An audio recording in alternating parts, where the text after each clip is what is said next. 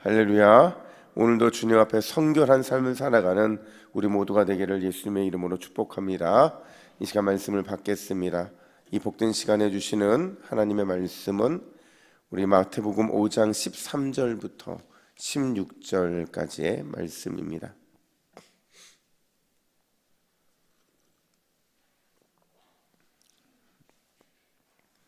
마태복음 5장 13절에서 16절까지의 말씀, 왜 빛과 소금을 말씀하시는가 라는 제목으로 오늘 말씀을 받겠습니다.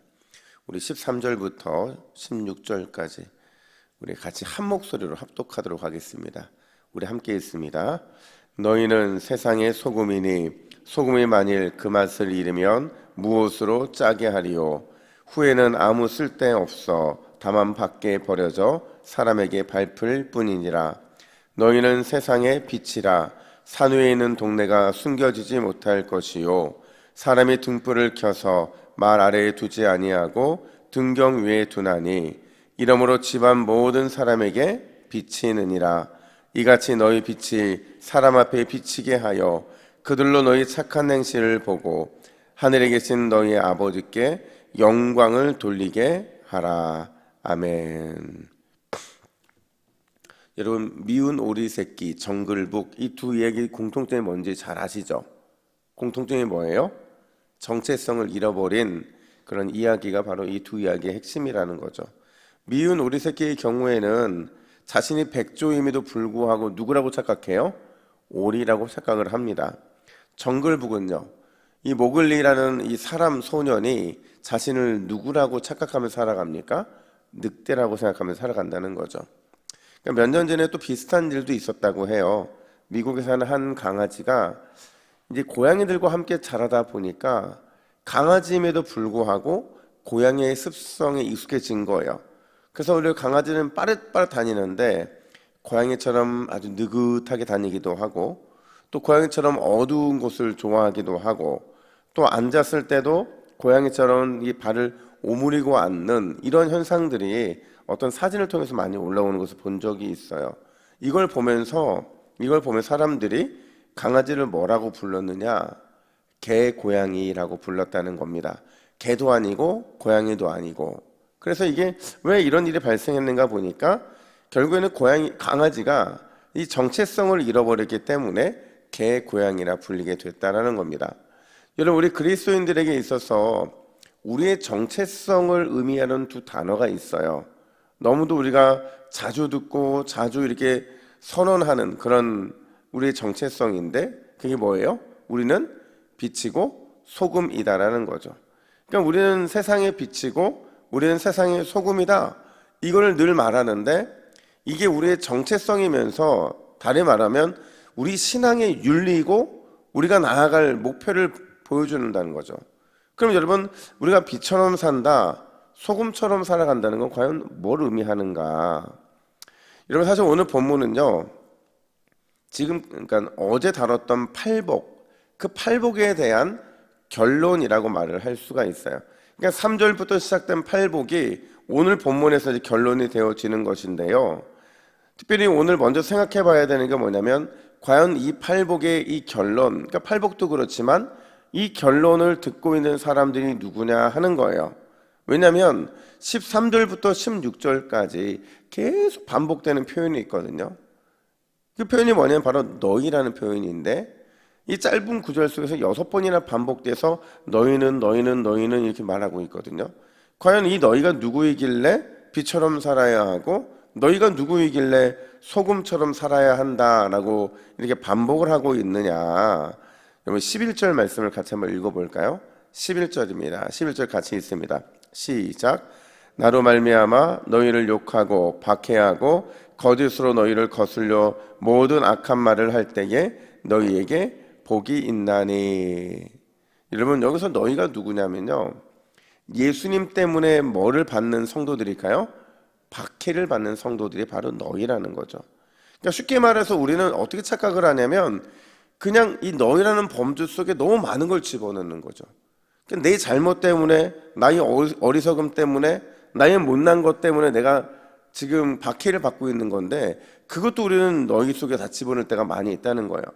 근데 여기서 말하는 너희는요, 나 때문이 아니라 오로지 믿음 때문에, 오로지 복음과 오로지 신앙을 위해 살다가 당한 어려움, 그 어려움 당하는 사람이 바로 너희다, 이렇게 전제로 말을 하고 있는 겁니다. 그럼 그런 너희가 왜 소금과 빛이 되어야 한다고 말씀하고 계시느냐?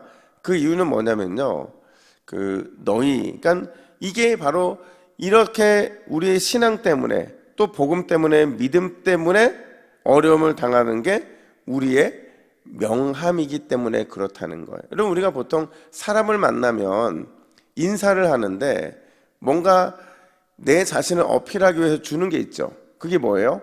명함이잖아요. 그러니까 바로 그거라는 거죠. 우리 그리스도인은 오직 믿음 때문에, 오직 복음 때문에, 오직 신앙 때문에 박해를 받는다는 명함을 사람들에게 나눠주는 사람, 그 사람이 바로 우리 그리스도인이라는 것을 말해주고 있는 거예요.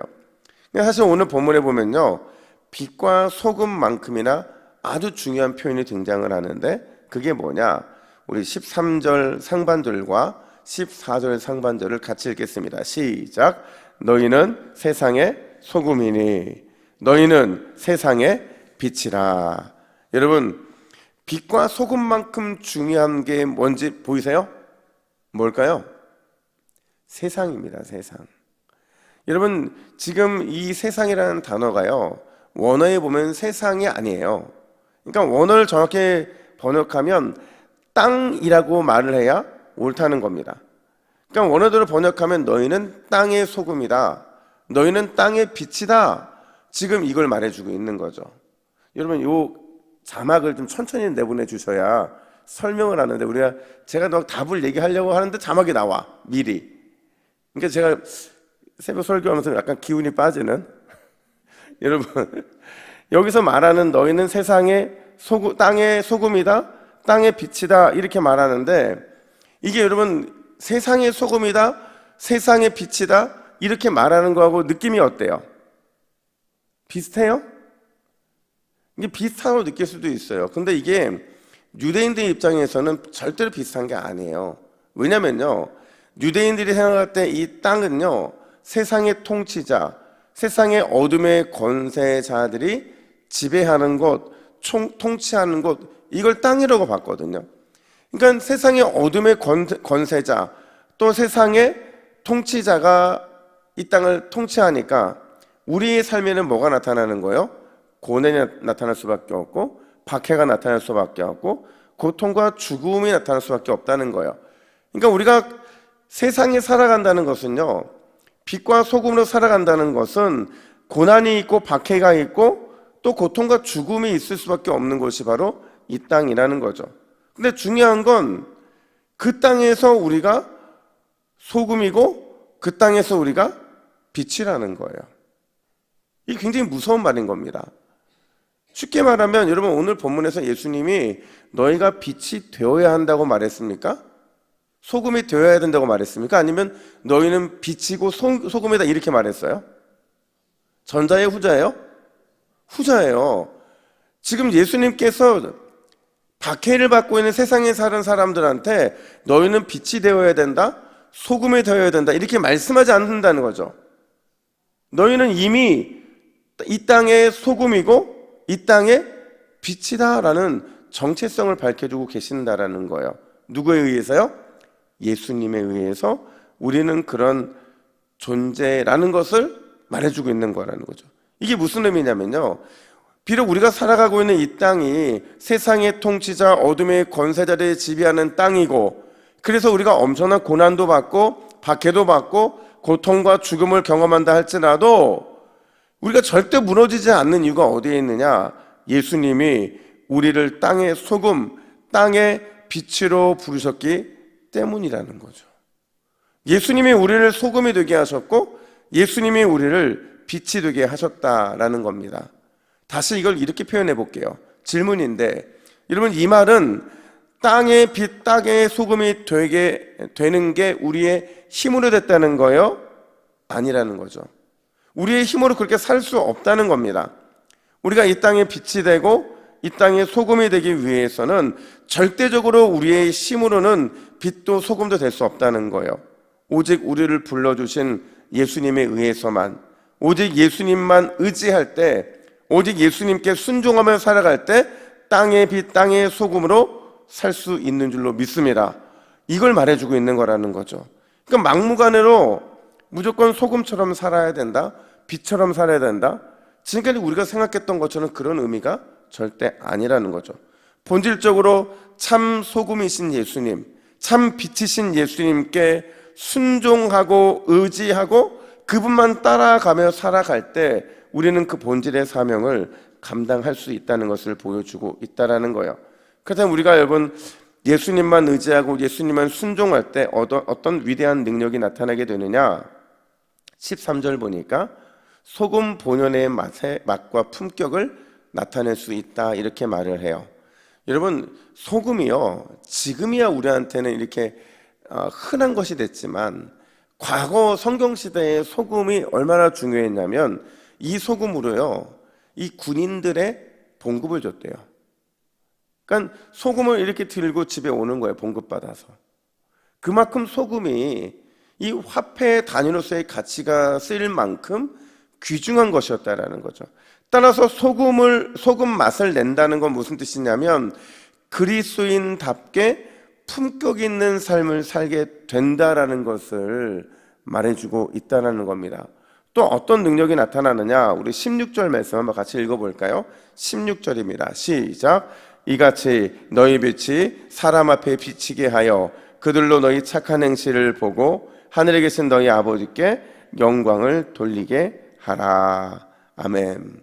우리의 착한 행실이 하나님께 온전한 영광을 올리게 되는 것, 그게 바로 위대한 능력이라는 거죠. 여러분, 여기에는 아주 중요한 목적이 하나가 있는데요, 잘 들어보세요. 한 남자가 은혜를 받습니다. 은혜를 받고 어떤 말씀에 은혜를 받았냐면 착하게 살아야 된다, 그리스도는 착하게 살아야 된다는 말씀에 은혜를 받고 그가 세상에 나간 거예요. 나가서 일주일간 열심히 살았습니다. 그리고 진짜 착하게 살았어요. 그리고 다음 주에 교회에 와서는 목사님께 이렇게 말합니다. 목사님, 저는 이번 주에 아주 착한 행실로 하나님께 영광을 올렸습니다. 근데 그 말을 들었으면 목사님이 칭찬을 하셔야 되는데 그냥 당연한 것처럼 그러셨군요, 이러고 마는 거예요. 좀 약간 서운한 마음이 들지만 어쨌든 또 다음 주도 착하게 삽니다. 그리고 또 그 주에 와서 목사님께 이렇게 말합니다. 목사님, 이번 주도 역시 저는 착한 행실로 하나님께 영광을 올렸습니다, 이렇게 말을 해요. 그래서 다시 목사님은 아무런 반응 없이 그러셨군요, 이러고 마시는 거예요. 여러분, 마음에 화가 나요, 안 나요? 화가 나겠죠. 자기는 착하게 살았는데, 목사님 말씀대로 착하게 살았는데 왜 목사님은 자기를 알아주지 않는 것일까? 그럼 목사님께 따집니다. 아니, 목사님, 예수님의 말씀대로 착한 행실로 살았는데 왜 저에게 칭찬 한마디 안 하시는 겁니까? 그제 목사님이 뭐라고 대답하시냐면 잘하셨습니다. 그런데 당신이 놓친 게 하나 있습니다.